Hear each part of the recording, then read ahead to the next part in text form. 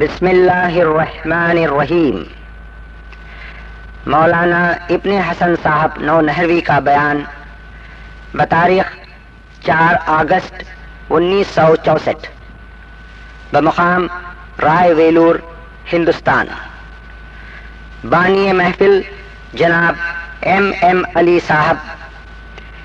اس جشن میں مولانا نے منطق و یقین، قول و قانون کی تعریف بیان کرتے ہوئے حضرت آدم کا قصہ اور ترک اولا کی تعریف اور حضرت یوسف کا تفصیلی قصہ بیان کرتے ہوئے آخر میں سرکار دو عالم اور حضرت موسیٰ کا تذکرہ فرمایا ہے۔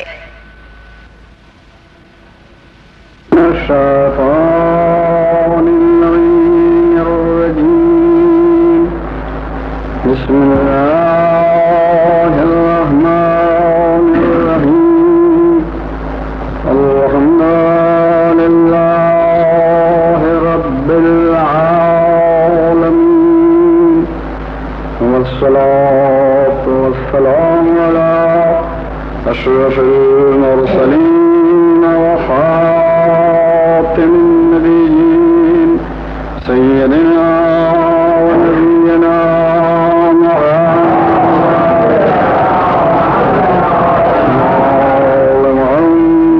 الطيبين الطاهرين الغر الميامين المعصومين ومن هذا إلى يوم الدين.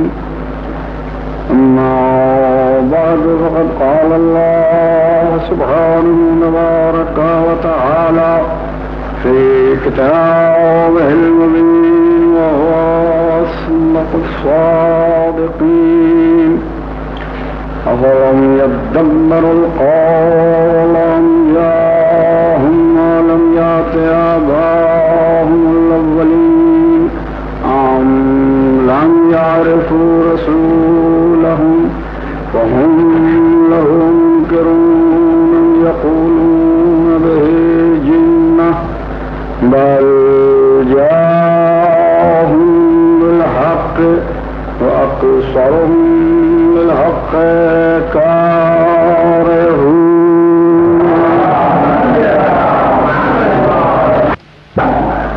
پروردگار عالم اپنے کلام بلاغت نظام میں ارشاد فرماتا ہے کہ کیا ان لوگوں نے غور سے کام نہ لیا ہمارے قول میں اور ہماری بات میں؟ کیا ان کے پاس کوئی ایسی اجنبی چیز آئی ہے کہ جو ان کے اگلے باپ داداؤں کے پاس نہ آئی ہو؟ کیا ان لوگوں نے اپنے رسول کو پہچانا ہی نہیں کہ جس کی وجہ سے اس کے منکر ہو بیٹھے؟ کیا یہ لوگ کہتے ہیں کہ حضرت میں معاذ اللہ جنون ہے؟ اللہ کے عالم رد فرماتا ہے کہ بل جاءہم بالحق، ہرگز ہرگز ان میں جنون نہیں ہے، بلکہ یہ تو محض حق لائے ہیں۔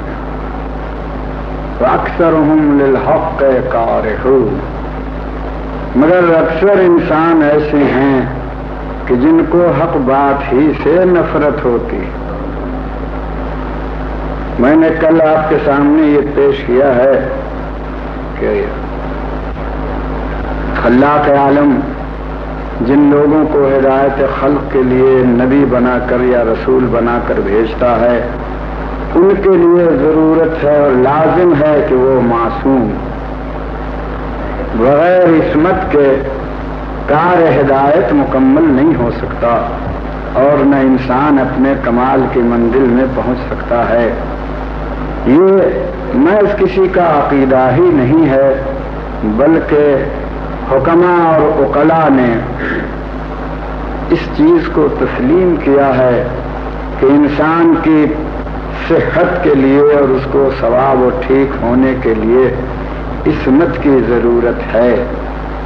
بغیر عصمت کے کام نہیں چلتا۔ آپ نے سنا ہوگا کہ منطقین، جن کو میزانین کہا جاتا ہے، منطق ایک علم ہے، ایک فن ہے، ایک چیز ہے کہ جو لوگ اس کے پڑھنے والے اور جاننے والے ہیں وہ عقلاء میں شمار ہوتے ہیں، حکماء میں ان کا شمار ہوتا ہے. تو ان لوگوں نے بھی اپنے نزدیک ایک قانون بنایا. اس قانون کے بنانے ہی کا نام مجموعے کا منطق ہے. کیوں بنایا؟ اس لیے بنایا کہ جب ان کا ذہن فکر کرنے میں غلطی کرے اور خطا کرے تو کوئی قانون ہونا چاہیے جو خطا سے ان کو بچائے. تو یہ ضرورت ہوئی کہ جو لوگ منطقی ہیں کہ جن کا تعلق نہ کسی مذہب سے ہے نہ کسی رسول سے ہے نہ وہ کوئی کسی کو آسمانی کتاب مانتے، آزاد بالکل عقل کے ماننے والے لوگ، مگر انہوں نے بھی محسوس کیا ہے کہ ہمارے ذہن غلطی کرتے ہیں. جب ہم کسی فکر میں کسی چیز میں غور کرتے ہیں تو ذہن میں خطا ہو جاتی ہے. تو ایک قانون ہونا چاہیے کہ جس قانون پر ہم اپنی فکر کو لا کر پیش کریں.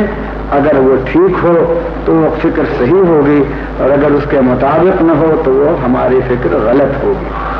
تو اس کے معنی یہ ہوئے کہ اپنے ذہن کو غلطی سے بچانے کے لیے انسانی طبقے میں ایک قانون بنایا.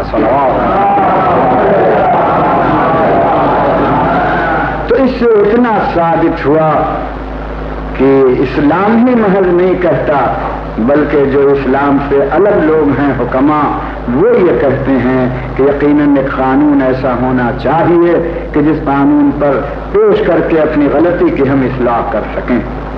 تو اب جب عقلی قاعدہ ہے تب آپ دیکھیں کہ خلاق عالم کسی کو نبی بنا دے، کسی کے حوالے اپنی ہدایت کر دے اور اس شخص میں عصمت نہ ہو بلکہ امکان ہو غلطی اور خطا کرنے کا، تو کیا ایسا خلاق عالم ایسا حکیم کر سکتا ہے؟ مجبوری کیا ہے معبود کو؟ کیا خدا مجبور ہے کہ جس کو پیدا کرے وہ ضرور غلطی کرے؟ نہیں، خدا تو مجبور نہیں ہے. آخر اس نے ملائکہ کو پیدا کیا ہے، آخر اس نے کروبین کو خلق کیا ہے، آخر حاملان عرش کو پیدا کیا ہے، اور یہ سب وہ لوگ ہیں جو ہماری طرح غلطی نہیں کرتے. تو جس خدا نے آسمان کی دنیا اہل عصمت سے آباد کر دی ہے، کیا وہ خدا قادر نہیں ہے کہ بشر کی نو میں بھی کچھ لوگ ایسے پیدا کر دے کہ جو معصوم کہے جا سکیں؟ یقیناً وہ خدا قادر ہے، اور جب وہ قادر ہے تو اس نے انسانی نو میں بھی جن لوگوں کو اپنے جانب سے ہدایت کا منصب دیا ہے ان کو قبل ہدایت دینے کے جانچ لیتا ہے، پرکھ لیتا ہے کہ یہ امین ہیں یا نہیں، یہ صادق ہیں یا نہیں، یہ معصوم ہیں یا نہیں. جب ان کی عصمت ہو جاتی ہے مسلم تب خدا کہتا ہے کہ میری طرف سے جاؤ اور دوسرے خطا کار بندوں کی ہدایت کرو. تو اس سے عصمت کی اہمیت آپ کے سامنے ہے. چنانچہ پروردگار عالم نے جہاں سے نبوت ظاہری کی ابتدا کی یعنی حضرت آدم ان کو معصوم قرار دے کر تب زمین پر اتارا ہے اور تب وہ آئے ہیں اور آ کر ہدایت خلق انہوں نے فرمائی. میں نے کل حضرت آدم کے متعلق آپ کے سامنے پیش کیا ہے اور وہ سب گزر چکا، لیکن گزرا جتنا اس سے بہت زیادہ باقی رہ گیا اور دن گزرتے جائیں گے مگر علمی مسئلہ ختم نہیں ہوتا بلکہ اس کے شعبے بڑھتے ہی جاتے ہیں. جس قدر انسانی ذہن ریاضت کرتا ہے اسی قدر علم کے شعبے میں وسعت پیدا ہوتی جاتی ہے.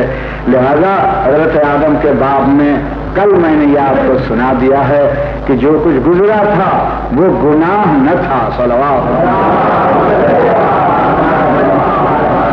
وہ گناہ نہ تھا، اس لیے کہ ایسی جگہ کا وہ قصہ ہے کہ جس جگہ گناہ اور ثواب اور عبادت اور یہ عقاب اور عذاب اس کی بحث ہی نہیں ہے. آپ جب جنت میں چلے جائیں گے تو جانے کے بعد کون آپ سے پوچھے گا کہ اس وقت نماز پڑھتے ہو یا نہیں، روزہ رکھتے ہو یا نہیں، تم کیا کرتے ہو؟ نہیں، وہ جگہ عبادت کی نہیں ہے، تکلیف کی نہیں ہے، بلکہ وہ جگہ تو آپ کے جزا کی ہے کہ جو کر کے آئے ہو اس کا بدلہ پا رہے ہو۔ تو آپ جا کے جنت میں ایسے ہوں گے، اور حضرت آدم پہلے ہی اسی طرح تھے، صلوات۔ زیادہ کوئی ان سے باز پرس کا موقع نہیں ہے کہ اس کے متعلق یہ خیال کیا جائے کہ معاذ اللہ حضرت آدم نے کوئی گناہ کیا تھا، گناہ کرتے تو اللہ اپنا خلیفہ ان کو نہ بناتا، اللہ اپنا نائب ان کو نہ بناتا، اس لیے کہ حضرت ابراہیم نے خود کہا ہے اور طلب کیا ہے کہ پالنے والے میری اولاد میں بھی منصب دے دے، تو خدا نے جواب دیا ہے کہ لا ینال عہد الظالمین، اے ابراہیم میرا عہد ظالموں کو نہیں مل سکتا۔ تو معلوم ہوتا ہے کہ جو ظالم ہو جائے گا خلاق عالم اسے اپنا عہد نہ دے گا۔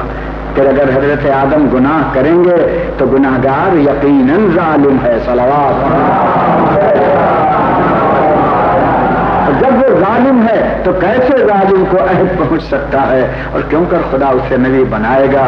لیکن شاید آپ پڑھتے ہوں اور آپ کے ذہن میں یہ ہو کہ جہاں حضرت آدم سے وہ ترک اولا ہوا تھا وہاں خدا نے یہ کہہ دیا ہے کہ اگر قریب جاؤ گے تو ظالم ہو جاؤ گے، تو حضرت آدم ہو گئے ظالم۔ اب آپ ہی فرمائیں کہ ایک ہی خدا، دو تو نہیں ہیں، مگر وہی خدا اسی قرآن میں ایک جگہ کہتا ہے کہ جو ظالم ہوگا اسے میں اپنا عہد اور منصب نہ دوں گا، اور ایک جگہ کہتا ہے کہ آدم تم ظالم ہو گئے۔ اب بتائیے اگر یہ مانا جائے تو ان کو نبوت نہ ملنی چاہیے، اور اگر وہ مانی جائے نبوت تو ظالم نہ ہونا چاہیے۔ تو اس کا مطلب کیا نکلے گا کہ جس کام کو حضرت آدم نے جنت میں کیا تھا وہ ظلم ان کے لحاظ سے تھا، معصیت کے لحاظ سے نہ تھا، گناہ کے لحاظ سے نہ تھا، بلکہ ان کی شان کے لحاظ سے تھا کہ ان کی شان یہ چاہتی تھی کہ اگر سے گناہ نہیں ہے مگر اس سے بھی بچ جانا چاہیے، صلوات۔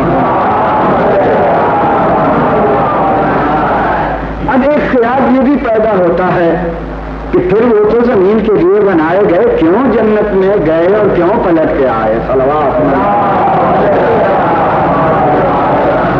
یہ اتنا پھیر کھا کے آنے کے اندر اتنے ہنگامے برپا ہو گئے، خلاق عالم نے تو ان کے لیے اعلان کیا تھا انی جاعل فی الارض خلیفہ، میں زمین پر ایک نائب اپنا بنا رہا ہوں، خلق کرتا زمین پر بھیج دیتا، نہ جنت میں جاتے، نہ یہ ہنگامے پیدا ہوتے، نہ ہمیں آج تعویل کرنی پڑتی، نہ لوگ اس میں الجھتے، مگر اللہ کی حکمتیں ہیں، بندہ اسے کیا سمجھ سکتا ہے؟ البتہ جو سمجھ میں آتا ہے وہ آپ سمجھ لیں کہ حضرت آدم زمین پر بھیجے گئے کس کام کے لیے؟ اللہ کے نائب بن کر۔ کیا معنی نائب ہونے کے؟ کہ خدائی پیغام پہنچائیں دوسروں تک اور دوسروں کو بتائیں کہ کوئی تمہارا خدا ہے، تم پر عبادت ہے، اس کے کچھ احکام ہیں، اور نبوت کے جو فرائض ہیں وہ انجام دینے۔ جب وہ فرائض انجام دیتے، ظاہر ہے کہ انہیں کی اولاد تھی، اپنے بیٹوں ہی سے وہ کہتے، حابیل و قابیل سے اور جو اولادیں تھیں ان سے کہتے کہ کہو لا الہ الا اللہ، اللہ کے عالم کی عبادت کرو، خداوند عالم۔ بیٹے پوچھتے کہ اگر ہم یہ سب کریں گے تو کیا ہوگا؟ تو حضرت آدم کو کہنا پڑتا کہ اگر یہ کرو گے تو جنت میں جاؤ گے، صلوات۔ اگر یہ سب کرو گے اطاعت الہی تو جنت میں جاؤ گے۔ کیا بیٹے اس وقت یہ نہ پوچھ لیتے کہ آپ نے ہم نے تو کہہ دیا کہ اگر اطاعت عبادت کرو گے تو جنت میں جاؤ گے، آپ نے خود بھی جنت دیکھی ہے یا سنی سنائی بات ہے، صلوات۔ تو اگر یہ پوچھ لیتے تو حضرت آدم کیا جواب دیتے؟ کہہ دیتے کہ نہیں بھائی جنت کو دیکھا تو نہیں، میں نے سنا ہے کہ کوئی جنت ہے۔ تو حضور والا جو جس چیز کی طرف بلائے وہ سن سنا کے نہ بلائے، دیکھ بھال کے بلائے۔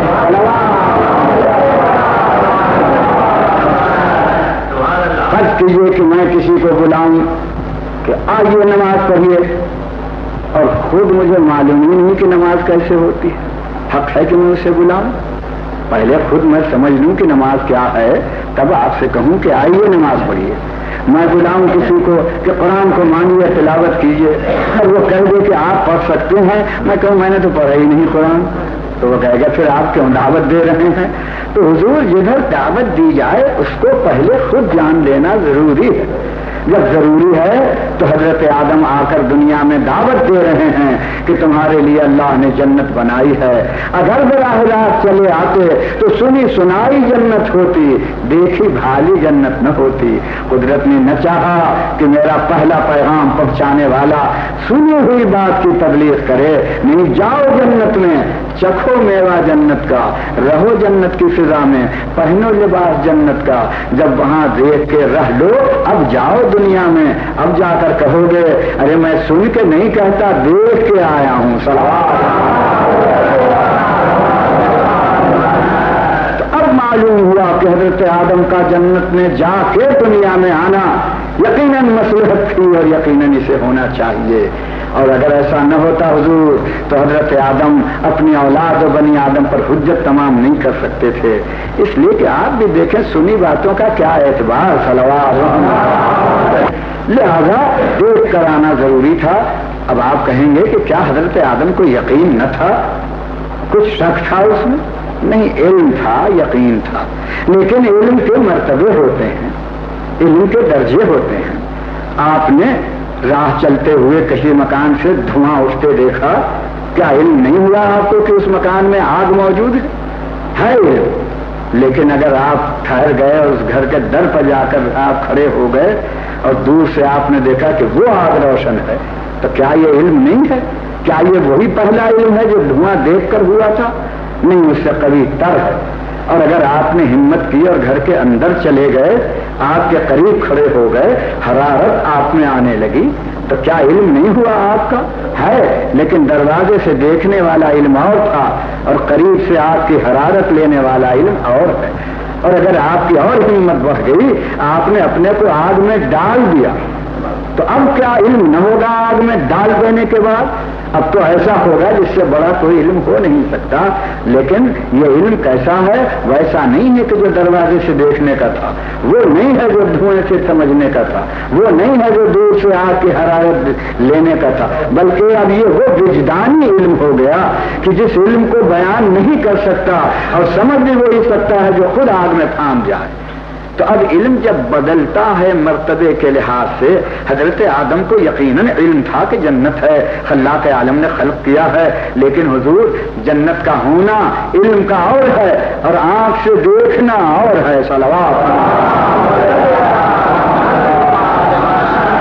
آپ خود یقین کریں، آج ہم آپ کلمہ پڑھتے ہیں خدا کے حبیب جناب محمد مصطفیٰ، ہم کو یقین ہے، علم ہے کہ یقیناً مکے کی سرزمین پر اللہ کا حبیب آج سے 1300 برس پہلے آیا تھا اور اس نے اسلام کی تبلیغ کی، اور ایسا یقین ہے کہ اسی یقین کا نام ایمان ہے۔ اگر ذرا بھی ہمارے دل میں شبہ ہو جائے تو پھر ہمارا ایمان باقی نہیں ہوگا۔ ہم کو پورا یقین ہے، لیکن اب آپ ہی بتائیں، یقین تو آپ کو ہے، لیکن اگر خوش نصیب ہوں آپ اور اتفاق سے آپ کے سامنے آ جائیں سرکار دو عالم اور آپ ان کے چہرے کو دیکھ لیں، تو کیا کچھ یقین میں اضافہ ہوگا یا نہیں ہوگا؟ کتابیں دیکھ کر یقین کرنا اور ہے، حدیثیں سن کے یقین کرنا اور ہے، علماء سے معلوم کر کے یقین کرنا اور ہے، اور جب آنکھ سے آپ دیکھ لیں حبیب خدا کو تو اس یقین کا کوئی مقابلہ نہیں کر سکتا۔ لہذا آنکھ کی دیکھی بات اور ہے اور کان کی سنی بات اور ہے۔ اسی کو تو حضرت ابراہیم بھی کہہ رہے تھے، پالنے والے مجھے یقین تو ہے کہ تو مردوں کو زندہ کرتا ہے، لیکن میں چاہتا ہوں کہ ذرا آنکھ سے دیکھ لوں۔ صلوات، ذرا میں آنکھ سے دیکھ لوں۔ اور انہوں نے کہا تھا کہ پالنے والے رب تو مجھے دکھا دے کہ کیف تحیی الموتیٰ، کیوں کر زندہ کرتا ہے مردوں کو۔ تو خدا نے پوچھا اولم تؤمن، کیا ابراہیم تمہیں دل سے یقین نہیں ہے کہ میں مردوں کو زندہ کرتا ہوں؟ قال بلا، نہیں یقین ہے، ولکن لیطمئن قلبی، اس لیے پوچھتا ہوں کہ ذرا دل اور مطمئن ہو۔ تو معلوم ہوتا ہے کہ علم کے بعد ایک منزل اور اطمینان کی ہوتی ہے۔ تو آدم کو علم ہے جنت کا، لیکن اطمینان بڑھ گیا جب جا کے جنت میں آپ رہ گئے اور وہاں کے میوے کھا لیے اور وہاں کی چیزیں استعمال کر لیں، تو اب آپ کا علم و یقین اور ترقی کر گیا۔ بس اب آپ سمجھ لیں حضور، ابتدا ہوئی نبوت کی آدم سے، تو جا کے جنت میں تب دنیا میں آئے تاکہ علم رہے، یقین رہے، اور انتہا ہوتی ہے نبوت کی ہمارے پیغمبر جناب محمد مصطفیٰ۔ اب جب انتہا ہوتی ہے تو ہر ابتدا اور انتہا مناسب ہوتی کہ اول و آخر نسبت دعوت، ابتدا کو انتہا سے ایک نسبت ہوتی ہے۔ لہذا اب پھر ایک مرتبہ ضروری ہوگا کہ ہمارا پیغمبر جانتا ہے کہ جنت کیا ہے، ارے اس کے نور سے بنی ہے، اس کے طفیل میں بنی ہے، اس کی وجہ سے عالم بھر بنا ہے۔ جنت اسی کے ایک جبین کا قطرہ ہے کہ جس کا نام کوثر ہے، اس کے تبسم کا ایک نقشہ ہے جس کا نام جنت ہے، اس کی خوشخرانی کا ایک جلوہ ہے جس کا نام سلسبیل ہے اور جنت کی راہیں ہیں، یہ سب اسی کے طفیل میں ہے، خوب جانتا ہے، مگر آپ کو مطمئن کیسے کرے؟ صلوات۔ حضرت آدم اپنی اولاد کو کیسے مطمئن کریں جب تک دیکھ کے نہ آئے؟ تو آپ کا پیغمبر آپ کو کیوں کر مطمئن کرے؟ اب تو معلوم ہوتا ہے کہ ہمارے پیغمبر کے لیے بھی ایک موقع ایسا ہونا چاہیے کہ آپ چلے جائیں اور دیکھ کے آئیں۔ بس اسی موقع کے لیے معراج کی بزم سجی گئی، صلوات۔ اسی موقع کے لیے سجی گئی کہ میرے حبیب دیکھو، ابتدا ہوئی تھی آدم سے، تو ان کو تو ہم نے پہلے ہی جنت سے کہا کہ ہو کے جانا، وہ چلے گئے، اب تم پر نبوت ختم ہو رہی ہے اور قیامت تک تیری ہی نبوت رہے گی۔ تو اے نبی، کوئی ایسا نہ ہو کہ تیرے باپ نے کہہ دے کہ محمد نے ہمیں بلایا تو جنت کی طرف، خود بھی کبھی دیکھا تھا، خود بھی نظر فرمایا تھا۔ اے میرے حبیب، شب معراج چلے آؤ، جنت منتظر ہے، ذرا اپنا جلوہ جنت کو دکھا دو، پھولوں میں سرخی بڑھ جائے، کوثر میں آبرو بڑھ جائے، حوران جنت کا ولولہ بڑھ جائے، نعمتیں تر و تازہ ہو جائیں۔ ارے چلے آؤ۔ محمد گئے، جنت کی فضا کو دیکھا، جنت کی ہوا کو دیکھا، جنت کے شجر کو دیکھا، جنت کے ثمر کو دیکھا، قصور دیکھے، حور دیکھے، خلاق عالم کے بارگاہیں کہ جو رحمت کی چھاونیاں ہیں، سب نے سیر فرمائی، آنکھ سے دیکھ بھال کے، اب بشری آنکھ سے، صلوات، بشری آنکھ سے دیکھ بھال کے تب ہمارا نبی آیا اور آ کر کہتا ہے، ارے میں معراج میں گیا تھا، اور صبح ہوتے ہی مجمع سمٹ کے آتا ہے اور نبی اپنے لبوں سے وہی کے انداز بیان کرنا شروع کرتا ہے، اور جو نبی بیان کرتا ہے سننے والے ایمان لاتے چلے جاتے ہیں۔ اب کسی میں جرأت یہ نہیں ہوگی کہ کہے کہ اے پیغمبر تم نے بھی جنت دیکھی؟ ابھی اسی پہ اکتفا نہیں ہوتی، معاف کرنا، اسی پہ اکتفا نہیں ہوتی کہ جا کے دیکھا ہے۔ اتنا تو آدم نے بھی کیا، صلوات۔ تو آدم نے بھی کیا تھا کہ جا کے جنت میں جنت دیکھا ہے۔ اگر یہی خاتم بھی کرتا کہ جا کے جنت دیکھ کے چلا آتا تو فرق کیا ہوتا خاتم میں اور آدم میں؟ نہیں، اس نے انداز بدل دیے۔ جا کے دیکھا نا تو آدم کا طریقہ تھا، لیکن اب میں تو یوں چاہتا ہوں کہ میں اپنے گھر بیٹھا رہوں، جنت کا میوہ بھی آ جائے، جنت کا لباس بھی آ جائے، جنت کے خادم حوریں بھی آ جائیں۔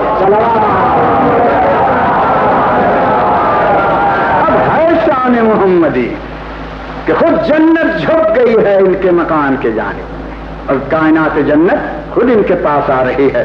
اب جا کے دیکھنے والے اور ہیں اور منگا کے دیکھنے والے اور ہیں، صلوات۔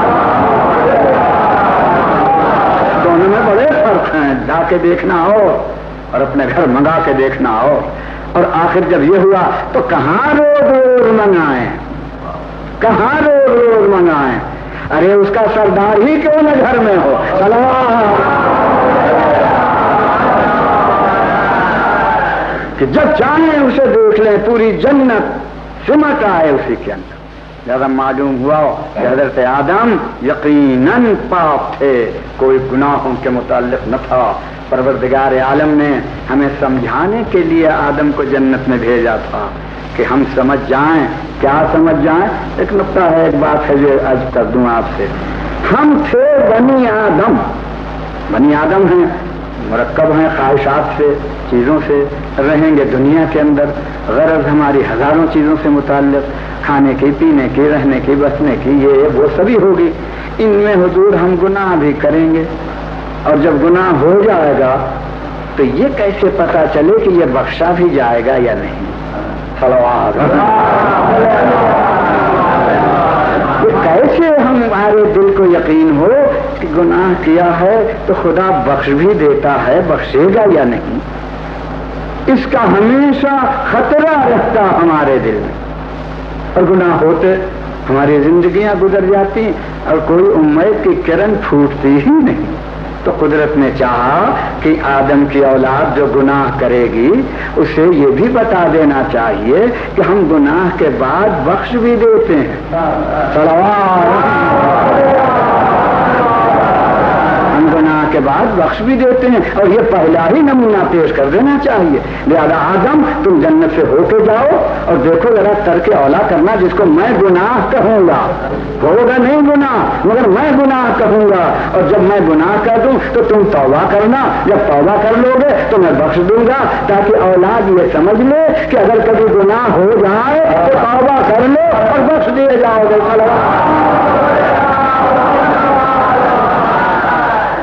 اولاد کی سمجھ میں اب آئے گی یہ بات، مگر یہاں سے یہ بھی سوچ لو کہ حضرت آدم نے آپ کے خیال میں، میرے خیال میں، دنیا کے خیال میں جو بھی ہوا، میں تو اسے طاعت سمجھتا ہوں، کیونکہ ترک اولاد طاعت کی ادنا فرض ہے، طاعت کی ادنا فرض ہے۔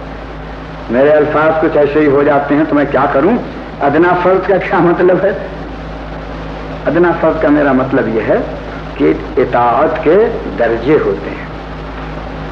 فرض کیجیے نماز پڑھنا ہے نا ایک اطاعت، عبادت، ایک عبادت، اس نماز کو ایک شخص اپنے گھر پڑھ لیتا ہے، یہ بھی عبادت ہے۔ ایک شخص مسجد میں جا کے پڑھتا ہے، یہ بھی عبادت ہے۔ ایک شخص جامع مسجد میں جا کے پڑھتا ہے، وہ بھی عبادت ہے۔ ایک شخص جا کے مدینہ منورہ میں مسجد نبوی میں پڑھتا، وہ بھی عبادت ہے۔ ایک شخص جا کے مسجد الحرام خانہ کعبہ میں پڑھتا، وہ بھی عبادت ہے۔ اب دیکھو نماز تو سبھی نماز ہے، کیا گھر والے کی نماز اور کعبے میں جا کے مسجد الحرام میں پڑھنا دونوں برابر ہے؟ مسجد الحرام میں جو نماز پڑھتا ہے حدیث میں ہے کہ 1,00,000 نماز کا ثواب ملتا ہے۔ صلوات محمد، 1,00,000 نماز کا ثواب اس شخص کے لیے ہے کہ جو جا کر خانہ کعبہ کے گرد مسجد الحرام میں نماز پڑھے، 10,000 نمازوں کے برابر ہے اگر مسجد نبوی میں پڑھ لے۔ اب آپ دیکھیں تو یہ نماز تو 2 ہی رکعت ہے صبح کی، چاہے یہاں پڑھو یا وہاں پڑھو یا وہاں پڑھو، لیکن یہ فرق کیوں پیدا ہو گیا؟ فرق کیوں پیدا ہوا؟ اب فرق یوں ہوگا، فرق کیجئے کہ مجھ سے ممکن ہے کہ میں جا کے مسجد میں پڑھتا، میں نے نہیں پڑھی، لاؤ یہیں پڑھ دو، پڑھ تو دی میں نے نماز، ہو تو گئی طاعت، لیکن اولا کیا تھا؟ صلوات اولا کیا تھا؟ اولا یہ تھا کہ مسجد میں پڑھتا، تو جب میں نے مسجد میں نہ پڑھی تو ترک ہوا اولا، جو اولا تھا وہ چھوٹا، لیکن جو میں نے کیا وہ گناہ نہیں ہے کیونکہ نماز ہی پڑھی۔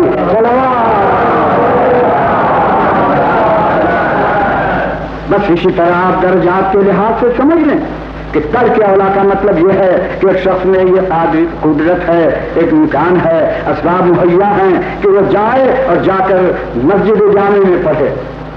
ظاہر ہے کہ مسجد جامع میں پڑھتا تو یقیناً اس کے ثواب میں کتنا اضافہ ہوتا، لیکن اسے باوجود اس کے کہ جا سکتا تھا نہیں گیا، محلے کی مسجد میں پڑھ لی، پڑھ تو لی محلے کی مسجد، مگر جب محلے کی مسجد کا مقابلہ جامع مسجد سے کیا جائے گا تو کہا جائے گا ارے آپ تو وہاں پڑھتے تو وہ زیادہ بہتر تھا، آپ نے اس بہتر کو چھوڑا اور کمتر کو لے لیا۔ مگر کوئی یہ تو نہیں کہے گا کہ اگر جامع مسجد میں نہ گئے اور محلے کی مسجد میں پڑھا تو کوئی کہے گا آج تم نے بڑا گناہ کیا، جنہیں گناہ نہیں کیا، طاعت ہی بجا لایا، مگر کمتر درجے کی اطاعت، بالا تر اطاعت نہیں۔ بھئی یوں ہی حضرت آدم کا قصہ بھی تھا کہ حضرت آدم نے جو کیا وہ گناہ نہیں تھا، لیکن بہتر یہ تھا کہ وہ اس سے بھی پرہیز کرتے کہ جو کر گئے صلوات۔ مگر یہ ہے ترک اولا، اور جب یہ ہے ترک اولا تو پھر ہرگز کوئی نبی غیر معصوم نہیں ہوگا، اور جب کوئی نبی غیر معصوم نہ ہوگا تو قرآن پاک پڑھنے والوں تمہیں چاہیے کہ جب انبیاء کے ذکر میں آیتیں آئیں تو ان آیتوں کو دیکھ کر یہ نہ سمجھو کہ یہ نبی معاذ اللہ گناہ کر رہا ہے اور اس گناہ میں مبتلا ہے۔ معاذ اللہ اگر پیغمبر خود گناہ کرے گا تو پھر امت کے لیے تو دروازہ کھل جائے گا، امت کے لیے تو حکم ہے کہ دیکھو جو تمہارا نبی کرے وہ تم بھی کرو، اور نبی کر رہا ہے گناہ معاذ اللہ تو اب ہمیں بھی گناہ کرنے کے لیے ترغیب دی جا رہی ہے، پھر مزے میں گناہ کیجیے، پھر ثواب کا ذکر ہی کیا ہے۔ لہذا کسی نبی نے بشرطے کہ اللہ نے نبی بنایا ہو، کسی نبی نے بشرطے کہ اللہ کا نبی ہو، یہ نہیں کہ ادھر ادھر کا پنجاب کا ہو، صلوات محمد، اللہ کا بنایا نبی ہو تو وہ گناہ نہیں کرے گا۔ اب آخر یوں تو جھوٹے انبیاء کتنے بنے، اور جو جتنا بڑا گناہ گار تھا اتنا ہی نبی پہلے بنا، کیونکہ وہاں تو معیاری نہیں تھا، لہذا ایک نہیں سینکڑوں انبیاء۔ پنجاب کی زمین بھی کیا نبوت خیز زمین ہے کہ کسی زمانے میں نبی سے خالی ہی نہیں ہوتی، جب دیکھیے ایک نیا نبی ابھر آتا ہے، جب دیکھیے ایک نیا نبی پیدا ہو جاتا ہے، ہر زمانے میں ایک نبی بنا۔ اور اس سے قبل تو میں وہاں گیا تھا تو میں نے سنا کہ ایک صاحب خدا بنے ہوئے ہیں، میں نے کہا یہ ہے ترقی، صلوات۔ تو ایسوں کا ذکر نہیں ہے، ذکر اس کا ہے کہ اللہ جس کو نبی بنائے اور ہدایت خلق کی کا منصب اس کے حوالے کرے اور اپنی کتاب، اپنا حکم، اپنے احکام اس کو دے، اس آدمی کو معصوم ہونا چاہیے۔ اب وہ معصوم جب ہوگا تب تو ہمیں اطمینان ہوگا کہ بے شک یہ اللہ کا وہی حکم پہنچاتا ہے جو اس نے دیا، اور اگر غیر معصوم ہے تو آپ ہی فرمائیں کہ جو بات ہم سے کہہ رہا ہے شبہ تو ہوگا کہ نہ جانے یہ غلطی کر رہا ہے یا ٹھیک کہہ رہا ہے۔ جہاں شبہ ہوا پھر ہمیں اس کا اعتبار نہ رہے گا۔ میں آپ سے سچ کہتا ہوں، کسی آدمی کو ایک مرتبہ آپ دیکھ لیجئے اس جگہ جہاں شراب پی جاتی ہے، گزریے اور دیکھ لیجئے کہ ایک مرتبہ اس شراب خانے سے یہ نکل رہے ہیں، کہیں آج پھر تو نہیں گئے، یہ صبح نکلے ہی گا نہیں، کیونکہ ایک دفعہ دیکھا ہے۔ تو اب اگر ایک دفعہ دیکھ لیں گے ہم گناہ کرتے کسی نبی کو تو زندگی بھر یہ شبہ رہے گا کہ نہ جانے اس میں بھی گناہ ہے یا کیا ہے، صلوات۔ اس لیے ضروری ہے، جب ضروری ہے تو پھر قرآن پاک پڑھیے، بہترین بہترین مقامات آئیں گے، انبیاء کے تذکرے ملیں گے، انبیاء کی فہرست ملے گی، ان کی سیرت کے انداز ملیں گے، ان کے سوانح حیات ملیں گے، ان کی تبلیغ کے طریقے بتائے جائیں گے، اور پڑھتے پڑھتے فہرست بنتی چلی جائے گی۔ پڑھنے والے پڑھتے پڑھتے جب پہنچ جاتے ہیں مصر کے بازار میں، صلوات، تو پھر ایک مرتبہ معلوم نہیں کہاں سے دماغ میں کون سی چیز پیدا ہو جاتی ہے کہ حضرت یوسف سامنے آ جاتے ہیں۔ میں ادھر یوسف آئے اور زلیخا کا تصور بھی شروع ہو گیا۔ اب یوسف زلیخا بن کے عصمت ایسی مہو کر دیتے ہیں کہ حضرت یوسف کو اپنے میں ملا لیتے ہیں، صلوات۔ حالانکہ حضرت یوسف کے لیے جو سورہ نازل ہوا وہ احسن قصص ہے، قرآن کہتا ہے بہترین قصہ کہ جس سے انسان کی منفعت ہدایت وابستہ، وہ حضرت یوسف کا قصہ، لیکن اس قصے کو ایسا یاران طریقت نے رنگ دیا ہے کہ اپنے رنگ میں ڈھال دیا۔ کہاں حضرت یوسف، کہاں حسن و عشق کی باتیں، کہاں یہ داستانیں، اور اس کو لا کر آپ نے ایک نبی کے سر اس طرح مڈھ دیا ہے کہ حضرت یوسف تو دیکھتے ہوں گے، پالنے والے تو نے تو مجھے نبی بنایا ہے اور ان بندوں نے مجھے کیا بنا دیا، صلوات۔ حالانکہ بچپنے سے جناب یوسف کو خلاق عالم نے ایک خاص امتیاز عطا فرمایا تھا۔ آپ کو تو معلوم ہے کہ جناب یوسف کم سن تھے، لیکن اسی کم سنی میں انہوں نے عالم رویا میں خواب میں دیکھا کہ آسمان سے ایک نور نمودار ہوتا ہے اور پھیل جاتا ہے تمام اطراف، اور میں ایک بلندی پر کھڑا ہوں، مجھے ایک نورانی پوشاک پہنائی جا رہی، اور جب میں پوشاک پہن چکا تو آفتاب ماہتاب ستارے سب اتر کے آئے، سجدہ کیا مجھ کو۔ یہ بچپنے میں خواب حضرت یوسف نے دیکھا، خواب دیکھ کے اپنے پدر بزرگوار جناب یعقوب سے نقل کیا، بابا میں نے یہ خواب دیکھا۔ حضرت یعقوب نے سنا اور کہا بیٹا کہنا مت بھائیوں سے، خبردار نہ کہنا ورنہ بڑی دغا کریں گے۔ صلوات قرآن کی آیت ہے، کوئی یہ تو نہیں ہے آپ پڑھتے میں لا تقصص رؤیاک علی اخوتک فیکیدوا لک کیدا، اے یوسف اے فرزند بیان نہ کرنا اپنے بھائیوں سے، بھائی ہیں کوئی غیر نہیں ہے، ان سے بھی بیان نہ کرنا ورنہ ایسا قید کریں گے، مکر ایسا دغا دیں گے کہ پھر حضور کوئی جھانکنے پڑیں گے۔ منع کر دیا، حضرت یوسف نے ایک سے بھی نہ کہا، مگر ہوا کیا حضور، بھائیوں کی زوجات میں سے ایک زوجہ سن رہی تھی کان لگائے، گھر میں بات کرنی بھی تو دشوار ہے، صلوات، وہ کان لگائے سن رہی تھی کہ یوسف میں اور یعقوب میں کیا بات ہو رہی ہے، ان کو یہ معلوم ہوا، بس ادھر معلوم ہوا اور جھٹ اٹھ کے جا کے اپنے میاں سے بیان کر دیا، شوہر سے یہ ہو رہا ہے۔ ان کو جو معلوم ہوا انہوں نے دوسرے سے کہا یہ ہوا ہے، انہوں نے کہا تیسرے سے یہ ہے، ان کا یوں ہے۔ غرض یہ کہ سارے بھائیوں میں بات پھیلی، اور جب پھیل گئی تو انہوں نے کہا بھائی یہ تو بڑا غضب ہوا۔ اسی لیے حضرت یعقوب زیادہ پیار کرتے ہیں یوسف کو۔ ہم لوگ بڑے بڑے سن والے ہیں مگر ہماری طرف توجہ کم، وہ سب سے کم سن ہے، اسے بہت چاہتے ہیں، بھائی یہ تو برداشت نہیں ہے، صلوات، یہ برداشت نہیں ہے ہم سے، نہ ہم اسے برداشت کریں گے۔ اب سب نے مل کے ارادہ کہ پھر کیا ہے تدبیر، کا تدبیر کیا ہے، مار ڈالو، مار ڈالو، بھائی ہیں مگر خدا برا کرے رشک و حسد کا، ان کا مار ڈالو گے، جب یہ نہ رہیں گے تو حضرت یعقوب کی ساری توجہ ہماری ہی طرف ہوگی، پھر تو یہ ہوں گے نہیں۔ تو ایک نے کہا نہیں بھائی مار ڈالنا تو ٹھیک نہیں ہے، مار ڈالنا تو ٹھیک نہیں ہے، ان کو کہیں لے جا کے ایسا دور پھینک دو تو یہاں سے ہٹ جائیں، مطلب تو حاصل ہے، نہ یہاں رہیں گے نہ یعقوب ادھر متوجہ ہوں گے، پھر ہم ہیں اور وہ ہیں، بس دیکھا جائے۔ چنانچہ حضور یہ بھائیوں نے طے کیا، صلوات، قرآن کے آیات ہیں، آپ آیتوں سے پڑھ کے اسے دیکھیں گے۔ میری سمجھ میں تو یہ بات نہ آئی کہ خواب حضرت یوسف نے دیکھا، جناب یعقوب سے بیان کیا، حضرت یعقوب کہتے ہیں مت کہنا بھائیوں سے۔ اب بھائی سے بات کہنے میں کیا عذر ہے، لیکن منع کرتے ہیں کہ نہ کہنا، بات ہے مگر کہنا نہیں۔ سمجھ میں میرے نہیں آتے کہ کیا راز ہے، کیوں ایسا ہے، میں کیا کہوں حضور، خوف ہوگا جبھی تو منع کیا ہوگا کہ نہ کہنا، کہیں ایسا تو نہیں کہ اسی کا نام تقیہ ہے، صلوات،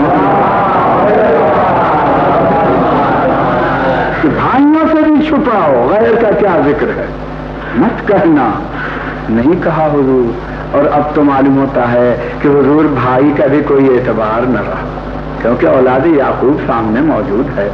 آخر وہی ہوا حضور، لوگوں نے ایک دن بن ٹھن کے کہا حضرت یعقوب سے کہ آپ تو یوسف کے متعلق ہمارا اعتبار ہی نہیں کرتے، ہم پر کچھ بھروسہ نہیں کرتے، ذرا ان کو ہمارے ساتھ بھیج جانے دیجیے، جنگل میں ہوا کھائیں گے، پھل کھائیں گے، گھومیں گے، پھریں گے، ٹہلیں گے، وہاں جا کے تفریح کریں گے، چلے آئیں گے۔ حضرت یعقوب نے کہا کہ نہیں بھائی، مجھے تو ذرا اندیشہ ہے، مجھے تو اندیشہ ہے کہیں ایسا نہ ہو کہ بھیڑیا کھا جائے۔ پہلے ہی کہہ دیا تھا جناب یعقوب، بھائی یہ کیسے ہو سکتا ہے، اتنے آدمی ہیں، 11-12 آدمی ہیں، بڑے بڑے، بھیڑیے کی کیا مجال ہے، ہم موجود ہوں گے اور یوسف کو بھیڑیا کھا جائے گا، نہیں ایسا نہیں ہوگا۔ یہ ہے غرض یہ کہ کسی طرح باپ کو سمجھا کے یوسف کو لے کے چلے گئے۔ بس حضور جب چلے گئے اور جنگل میں پہنچے تو حضرت یوسف اکیلے تنہا ہو گئے، اب لوگوں کی نگاہ بدلی. اب جتنے بھائی تھے حضور وہ سب اذیت پہنچانے کے لیے تیار ہو گئے. اب سب ستا رہے ہیں, یوسف کے لباس تک اتارے اور آخر میں ایک اندھے کنویں میں ان کو ڈال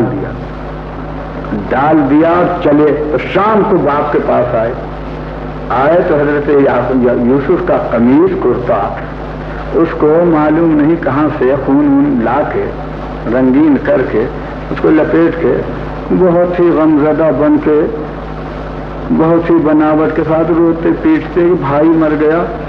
حضرت یعقوب کے پاس آ کے کہا کہ حضور کیا کہیں, ہم لوگ تو دوڑ دھوپ میں لگ گئے, ان کو اپنے سامان کے پاس بٹھایا, وہ اکیلے تھے, بھیڑیا آیا اور ان کو کھا گیا. یہ دیکھیے ان کا قمیص.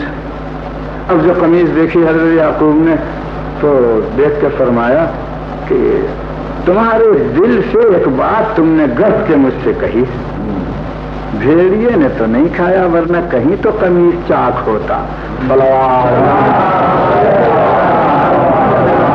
کہیں سے تو قمیص چاک ہوتا. عجب بھیڑیا تھا کہ قمیص کرتا بالکل کہیں سے خراش نہیں, اور جو کرتا پہنے تھا اسے کھا گیا, اور کرتا اسی طرح سے موجود ہے, خون لگا ہوا. تو انہوں نے جھوٹ بنایا تھا مگر وہ جھوٹ کھل گیا. مگر حضرت یعقوب نے صبر کیا. یہ تو ادھر چلے آئے حضور, ادھر چاہ کے اندر ادھر یہ یوسف پہنچے اور ادھر جبرائیل آئے. جبرائیل آئے اور آتے ہی وہ قمیص جو جناب ابراہیم کے لیے آتش کدے میں لائے تھے, جا کر بیٹھے تھے حضرت ابراہیم سے, ایک قمیص اللہ نے بھیجا تھا کہ جا کر میرے خلیل کو پہنا دو. جبرائیل نے وہ قمیص پہنا دی. وہ قمیص یہ اثر رکھتا تھا کہ مختلف مواقع میں انبیاء کی حفاظت کرے. وہی قمیص میراث میں آ رہا تھا یعقوب کے پاس. یہ حضرت یعقوب نے جناب یوسف کے بازو پر باندھ دیا تھا. جب چاہ میں جا کر گرے ہیں جناب یوسف تو جبرائیل آئے اور وہ تعویذ کھول کر وہی قمیص پہنا دیا اور کہہ دیا یوسف اطمینان سے رہنا, کوئی اذیت تمہیں نہ پہنچے گی. بڑے اطمینان سے جناب یوسف کنویں کے اندر بیٹھے رہے. وحی الہی آتی رہی, پیغام الہی آتا رہا. یہاں بھائی جتنے تھے وہ تو چلے آئے گھر. جب یہ ادھر آئے ایک قافلہ ادھر آیا, ایک قافلہ ادھر آیا. قافلے والوں نے پڑاؤ ڈالا, ٹھہرے, ضرورت ہوئی پانی کی. سقا کو بھیجا کہ سقا جا کے پانی لائے. وہ مشکیزہ لے کر چلا, کنویں پر آیا اور اپنے ڈول ڈالا. اس میں ڈول ڈالنا تھا کہ ڈال کے جو کھینچا تو اسی ڈول میں حضرت یوسف بیٹھ گئے. اب جو کھینچتا کھینچتا اوپر لایا تو دیکھتا ہے کہ بجائے پانی کے ہاذا غلام, یہ تو ایک خوبصورت لڑکا ہے. صلوات مگر لیجیے پانی لینے آئے تھے, ایک ایسا حسین و جمیل انسان مل گیا. لیا اور لے کر قافلے والوں نے جلدی سے قبضہ کر لیا کہ یہ تو بڑی مال کی چیز ہے, ایسا کہاں غلام ملے گا. اس کو رکھ لیا اپنے پاس اور رکھ لیا, ارادہ کیا کہ لے کے جائیں گے. یہ خبر بھائیوں کو معلوم ہوئی کہ لوگ تو کنویں سے نکل آئے. پھر دوڑ کے بھائی آئے, اب آ کے جنگ شروع کر دی. کہے یہ ہمارا غلام ہے. دیکھیے اب بھائی نہیں رہے, اب غلام بنائے گئے. یہ ہمارا غلام ہے, بھاگا ہوا تھا اور یہ تھا وہ تھا. وہ مجبور ہوئے کیونکہ وہ تو قافلے والے باہر کے تھے. یہ مدعی ہوئے کہ یہ ہمارا غلام ہے. اب حضرت یوسف چپ ہیں, یہ کہہ بھی نہیں سکتے کہ یہ جھوٹے ہیں. حالانکہ جھوٹ تھا مگر واہ بے کسی یوسف کی کہ اظہار نہیں کر سکتے کہ یہ جھوٹ بول رہے ہیں, بلکہ ان کے خوف سے خاموش ہیں. غلام بنایا, اچھا غلام ہی صحیح. آخر نتیجہ یہ ہوا کہ انہوں نے کہا کہ تب اس غلام کو بیچ ڈالو. تو ان کو تو حضرت یوسف کو اپنے سے دفع کرنا تھا. ان کا جی ہاں بیچ ڈالیں گے. کیا دام ہوگا؟ اب دام سنیے. شروع بثمن بخس دراہم معدودہ. بیچ دیا حضرت یوسف کو کھوٹے چند درہم پر. تفسیر میں نے دیکھا کہ وہ کئی درہم تھے, 17 درہم پر حضرت یوسف بک گئے. کیا بازار ہے انسانی عقل کا کہ حضرت یوسف ایسی حقیقت اور 17 درہم, 17 روپے بھی نہیں ہیں. صلوات محمد. 17 रुपए में भाइयों ने हजरत यूसुफ को बेच डाला। मजबूरन खामोश काफिले के साथ चले गए, और जब यहाँ चले गए तो वो लाए, फिर लाकर मिस्र के बाजार में पेश किए गए। मिस्र के बाजार में, क्योंकि गुलाम उस जमाने में बिकते थे। काफिले वालों ने कहा 17 रुपए में खरीदा है, नफा ज्यादा रख के बेच डालो, कहाँ लिए फिरेंगे। मिस्र का बाजार है, यूसुफ तने तनहा हैं, खरीदारों का हुजूम है, कुदरत के करिश्मे हैं, नबी बना रहा है, लेकिन देखिए बेजा हुस्न कहाँ ला रहा है। सलवात। अब मिस्र के बाजार में फरोख्त किए गए, और जब बेचे गए तो यहाँ मुख्तलिफ रवायतें मिलेंगी आपको। आखिर कीमत लगाने वाले कीमत लगाकर आजिज हो गए, और हजरत यूसुफ की कीमत बढ़ती ही जा रही। बढ़ते बढ़ते बढ़ते एक ऐसी हद पर आ गई कि अब कोई खरीदार नहीं मिलता। तो अजीज मिस्र जो बादशाह था वो आगे बढ़ा कि मैं कहाँ ला रहा है। सलवात। अब मिस्र के बाजार में फरोख्त किए गए, और जब बेचे गए तो यहाँ मुख्तलिफ रवायतें मिलेंगी आपको। आखिर कीमत लगाने वाले कीमत लगाकर आजिज हो गए, और हजरत यूसुफ की कीमत बढ़ती ही जा रही। बढ़ते बढ़ते बढ़ते एक ऐसी हद पर आ गई कि अब कोई खरीदार नहीं मिलता। तो अजीज मिस्र जो बादशाह था वो आगे बढ़ा कि मैं खरीदूं। अच्छा, आप खरीदिए। तो कीमत ये तय पाई कि मीजान के तराजू के एक पल्ले में हजरत यूसुफ हो, और एक तरफ आप उससे सोना चांदी जवाहिर रखें, जब तुल जाए तो ले लीजिए। सारा खजाना मिस्र का रख दिया गया, लेकिन हजरत यूसुफ का पल्ला उठता नहीं। आजिज हो गए कि आखिर अब कीमत कहां से लाएं, खजाना खत्म हो गया। फिर मजबूरन पूछा गया हजरत यूसुफ से कि आखिर कैसे तोला जाए। कहा अगर दुनिया का खजाना रख दोगे तो मेरा पल्ला अपनी जगह होगा, कभी ये न उठेगा। और अगर चाहते हो तो बस एक पर्चे पर बिस्मिल्लाहिर्रहमानिर्रहीम लिखो, लिख के उधर डाल दो, मेरा पल्ला हल्का हो जाएगा। तो एक पर्चे पर बिस्मिल्लाह लिख के रखी गई, फिर पल्ला हजरत यूसुफ का उठ गया, और यही कीमत उनके करार पा गई। क्या वजन है बिस्मिल्लाह! देखा आपने क्या वजन है कि दुनिया के खजाने हल्के हो जाते हैं, मगर ये सारा वजन कब है? जब नुक्ता साफ है।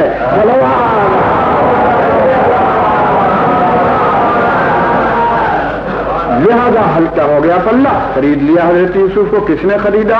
शाह मिस्र ने खरीद के लाया।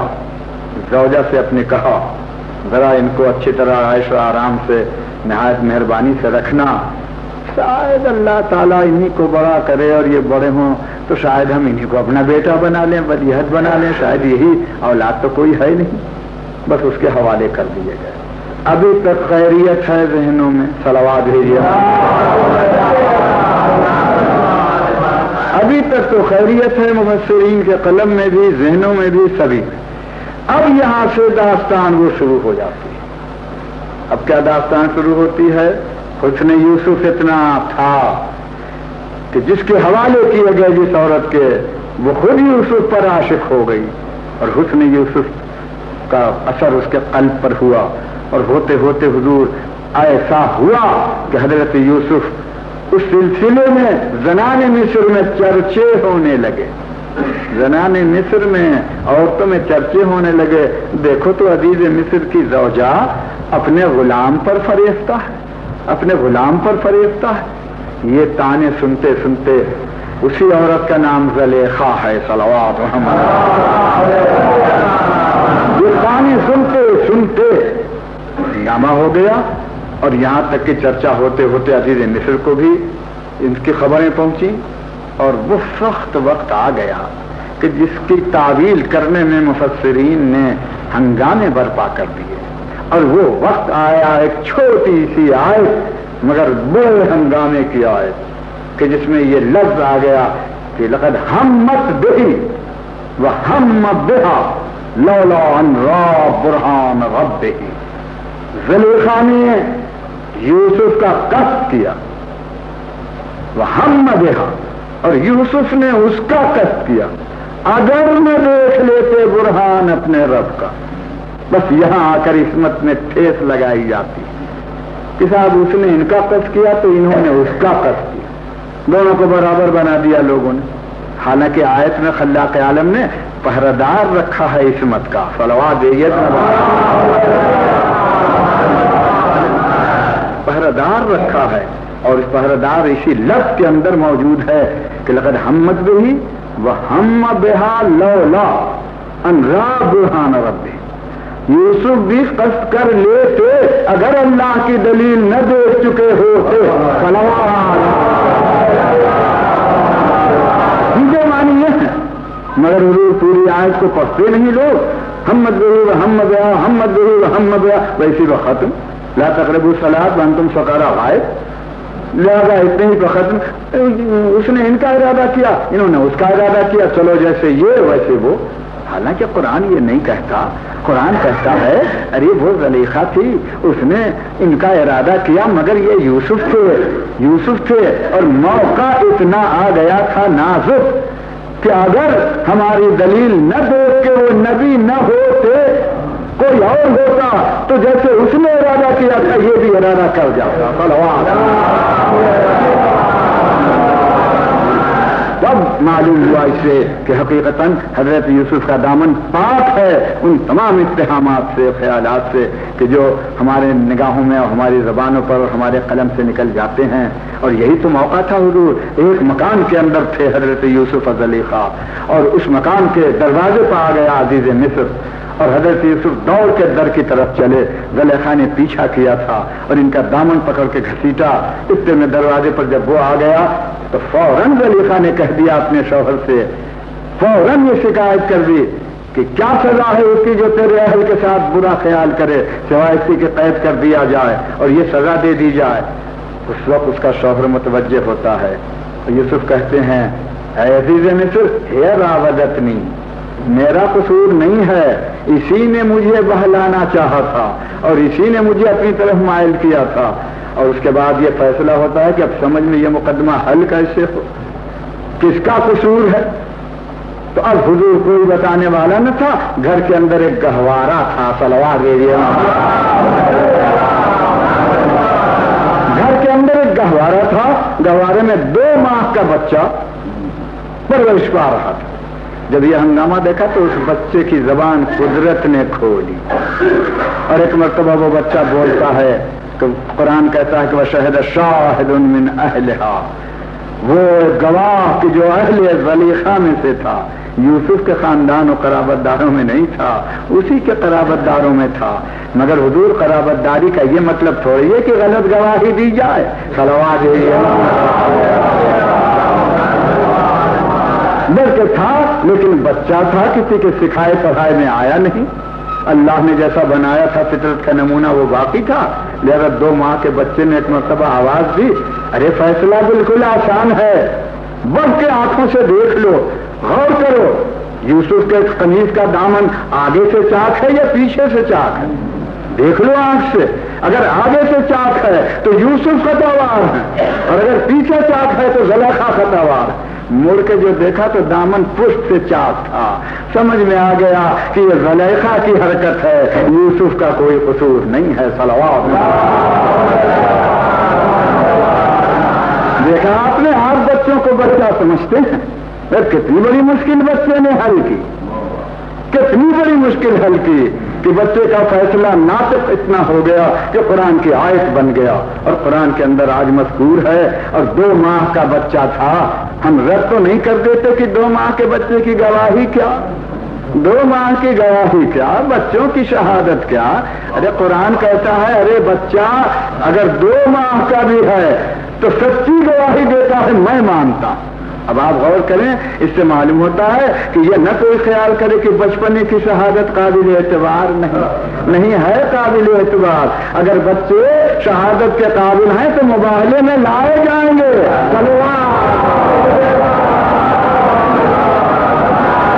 اعتبار کے قابل. جب 2 ماہ کا بچہ گواہی دے رہا ہے اور قرآن اس کی شہادت کو نافذ کر رہا ہے تو کوئی وجہ نہیں معلوم ہوتی کہ بچپنے کی شہادتیں رد کر دی جائیں. نہیں، رد نہیں ہو سکتی. اور آپ نے سنا اس شہادت کا ثمرہ کیا ملا بچے کو. 2 ماہ کے سن میں چونکہ گواہی دی تھی اور ایک نبوت کی گواہی دے کے دامن عصمت کو پاک ظاہر کر دیا۔ قدرت نے کیا کیا؟ جب حضرت یوسف مصر کے تخت پر بیٹھے اور عنان مملکت ہاتھ میں آئی اور بادشاہ مصر ہو گئے، تو اس وقت میں قدرت نے حکم بھیجا، یوسف اپنا وزیر اسے بنانا جس نے بچپنے میں گواہی دی۔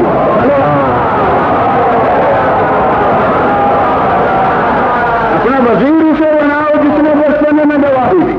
چنانچہ وہ 2 ماہ کا بچہ وہی بڑھنے کے بعد یوسف کا وزیر ہوتا ہے۔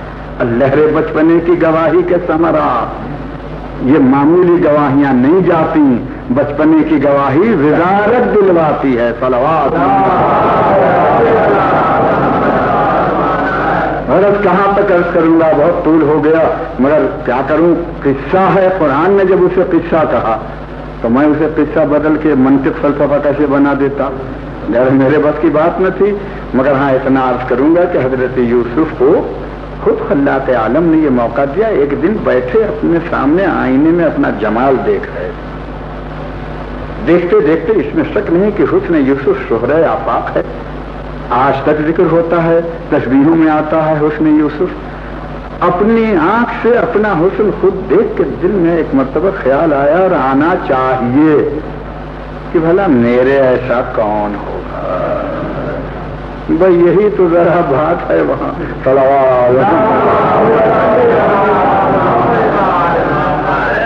اور یہ واقعہ تھا کہ ان کے ایسا کوئی نہیں تھا بے شک، مگر خود کیوں خیال کیا کہ میرے ایسا کون، میں تو یگانے روزگار ہوں، کوئی میرا ہمسر نہیں ہے حسن۔ وہاں اتنی سی بات، بس یہ ہوا اچھا یہ خیال ہے تو صحیح کہ 17 درہم پر نمبر کو آیا۔ صلوات۔ پتہ مل جائے تم کو کہ غلام کتنے کتنے بکتے ہیں، سینکڑوں ہزاروں روپے کے، اور آپ یکتائے روزگار ہیں۔ اچھا ہم بھی ایسا کیے دیتے ہیں سامان کہ بازار میں آئیے تو کچھ قیمت ہی نہ لگے۔ جب بندے کا خیال ایسا ہوتا ہے تو قدرت ایسے سامان مہیا کر دیتا ہے اور یہ سامان ہو جاتا ہے۔ لیکن جب زلیخا کو یہ خبر ہوئی کہ مجھے لوگ بدنام کر رہے ہیں تو اس کو بھی حضور، وہ بھی اپنے زمانے میں اجمل نساء، یعنی اس سے زیادہ کوئی حسن میں خوبصورت نہ تھا کہ جو زلیخا تھی، اس کو بھی قدرت نے کیا کیا منزلیں بتائیں، کس کس منزل میں اسے بھی آنا پڑا۔ مگر جب سنا کہ ازنان مصر تانے دے رہی ہیں عورتیں تو اس نے کہا اچھا ان کا علاج یہ ہے کہ ایک دن دعوت کرو ان کی۔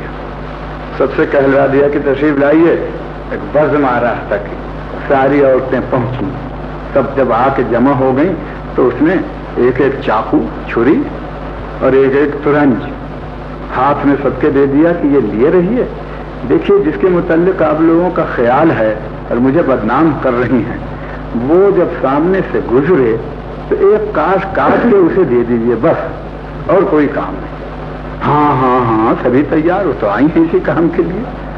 بس سب کو مرتب کر کے اور چھری دے کر وہ پھل دے کر جب مرتب ہو گئے تو حضرت یوسف سے کہا کہ ذرا ان کے سامنے سے گزر جاؤ۔ بس حضرت یوسف سامنے سے گزرے۔ اب جمال یوسف پر جو نظر پڑی ہے، کوئی اپنے ہوش میں نہ تھی، کسی کو کوئی ہوش ہی نہ تھا۔ کہا تھا کہ کاٹ دینا، چھری ہاتھ میں ہے، پھل ہاتھ میں ہے، کاٹنا جو شروع کیا بجائے پھل کے اپنے ہاتھ کاٹ لینا۔ فقطعنا ایدیہن قرآن میں ہے، انہوں نے اپنے ہاتھ کاٹ لیے اور انہیں کوئی خبر نہ ہوئی کہ ہاتھ کٹ گیا، اس لیے کہ نفس تو ادھر متوجہ ہے، نفس ادھر متوجہ ہے، لہذا ہاتھ کاٹ لیے۔ حضرت یوسف نہ گزر گئے سامنے سے، ٹھہرے بھی نہیں تھے، اور آخر عورتیں کہنے لگی ارے یہ بشر نہیں ہے، یہ تو ملک کریم ہے، لڑوا دیجیے، یہ ملک کریم ہے، یہ بشر نہیں ہے۔ ملک کریم بنا دیا اور کہا ایسا جمال یوسف تھا، اور قرآن نے اس واقعے کو لکھ دیا، آیت میں موجود۔ کیا ہوا تھا حضور؟ ان عورتوں سے پوچھئے، تم سے تو کہا گیا تھا کہ پھل کو کاٹنا، یہ اپنا ہاتھ کیوں کاٹ ڈالا؟ ہاتھ کیوں کاٹا؟ اور کاٹنے کے وقت اگر اذیت معلوم ہوتی تو کوئی کاٹتا اپنا ہاتھ؟ آج ایک انجیکشن دیا جاتا ہے تو لوگ نہیں کرتے ہیں، فرمائیے تو بولا اپنا ہاتھ کاٹ رکھتا کوئی، مگر کاٹ دیا معلوم ہوتا ہے ان کو احساس نہ ہوا، تو جب احساس نہ ہوا تو تھا یا نہیں ہاتھ اور چھری تھی یا نہیں، معلوم ہوا کہ کسی طرف محو ہو جانا احساس کو ختم کرتا، میرا ہاتھ کاٹ دیا انہوں نے۔ یہ کیوں قرآن میں ایسے ایسے قصے ذکر ہوئے، کیوں ذکر ہوئے؟ صرف اسی لیے تو کہ اگر کوئی نماز میں ایسا ہو کہ اس کے پاؤں سے تیر نکال لیا جائے اور اسے خبر نہ ہو تو یقین آئے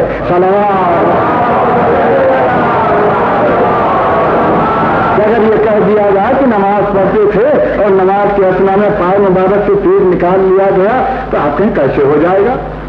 ارے نماز میں کہہ رہا ہوں، وہاں تو نماز بھی نہیں تھی بلکہ بزم زلیخائی سجی ہوئی تھی، مگر وہاں بھی حضور ایک منظر حسن دیکھ کر یوسف کا نفوس اتنے کھنچ گئے کہ پھر نفوس کو اطلاع نہ رہی کہ ہمارے ہاتھ پر کیا گزری۔ پھر جس کے سامنے جمال ربوبیت ہوگا، اللہ کا جلوہ ہوگا، خدا کی طرف متوجہ ہوگا، اسے کیا خبر ہوگی کہ پائے مبارک میں تیر نکالا جا رہا ہے یا خون بہ رہا ہے یا کیا ہو رہا ہے؟ یقیناً ایسا ممکن ہے کہ ہو جائے، مگر آپ سے ایک بات پوچھوں، صلوات بھیجیے۔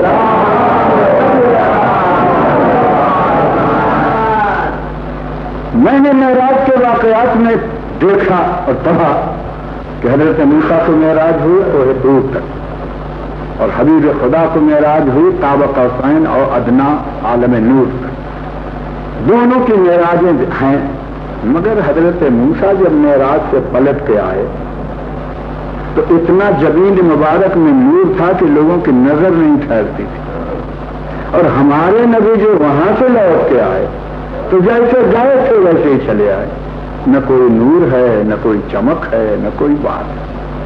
مجھے بڑا تعجب کہ جو عالم انوار میں جائے وہ نور لے کر نہ آئے، اور جو پہاڑ پر طور تک جائے وہ نور لے کر چلا آئے۔ یہ بات کیا ہے؟ بات حل جب ہوئی جب حضرت یوسف اور زلیخا کا قصہ پڑھا کہ تمام عورتیں جمع ہوئی، سب نے اپنا ہاتھ کاٹ لیا، زلیخا نے نہیں کاٹا۔ کہ کیا راز تھا کہ زلیخا نے نہیں کاٹا؟ کہنا پڑے گا کہ اور عورتوں نے پہلی مرتبہ دیکھا، اور عورتوں نے پہلی مرتبہ دیکھا، ہوش میں نہ رہے، اور زلیخا تو سب روز جمال یوسف دیکھ رہی تھی، تو معلوم ہوا کہ جس کے لیے عادت ہو جائے وہ اور ہے، اور جس کے لیے اتفاق ہو جائے وہ اور ہے۔ کلیم کے لیے پہلا اتفاق تھا، نور ذرا لے کے چلے آئے، اور حبیب تو ہر وقت قرب الہی میں رہتا ہی تھا، نور علی نور منزل تھی، لہذا پیغمبر میں کیوں تغیر ہوتا؟ کیا پہلے پہل گئے تھے؟ پہلے پہل نہیں گئے تھے، ارے وہاں سے تو آئے تھے۔ صلوات۔ تو اب معلوم ہوا کہ ہمارے پیغمبر میں جناب موسیٰ میں کوئی مقابلہ نہیں ہے، ان کو عمر میں پہلا اتفاق ہوا، ذرا تغیر پیدا ہو گیا، لیکن محمد مصطفیٰ احمد مشتبہ حبیب خدا رحمت للعالمین، ان کے لیے تو خلاق عالم کے انوار ہمیشہ ایسے تھے کہ فرض کہوں جب بھی قرب ہے، عرش کہوں جب بھی قرب ہے، بلائے جائیں جب بھی قرب ہے۔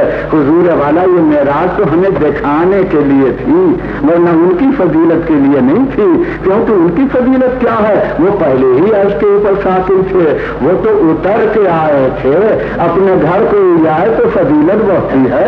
نہیں، فضیلت نہیں بڑھتی، بلکہ جہاں جاتا ہے وہاں کی عزت بڑھ جاتی ہے۔ ان کی کوئی فضیلت نہیں تھی، میرے لیے البتہ ہے کہ ہم زمین پر رہ گئے، وہ آسمان پر گئے، فلک پر گئے، سدرا پر گئے، حجابوں میں گئے، قاب قوسین ادنا میں گئے، ابھی وہاں گئے جہاں تمہارے